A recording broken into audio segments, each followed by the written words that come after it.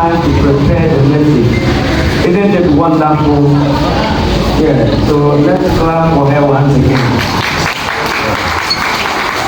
If you are taking the time to prepare a message to come and go and tell, give me your power, give me your spirit, empower me with your spirit. Shall we open our mouth and pray?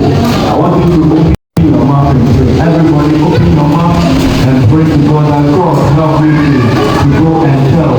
When you preach the good news about Christ, when you preach the good news about the salvation that I've received, when you talk about the Christ I've received, the one who has saved me, the one who has redeemed me, the one who has made me who I am today.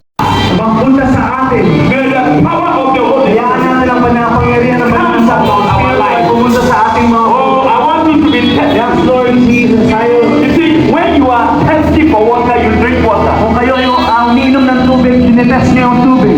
The same way when you are thirsty for the Spirit, it will come. And then pag tinetest niyo ang Banal na Santong Espiritu. When you are hungry for, you feel hunger for food. Pag kayo ay nagugutom sa pagkain, you look for food. Naghahanap kayo ng pagkain. The same way when you are hungry and you are hunger for the Spirit. And then tayo ay nauuhaw na nagugutom sa Banal na Spirit of God to touch you. Ang Spirit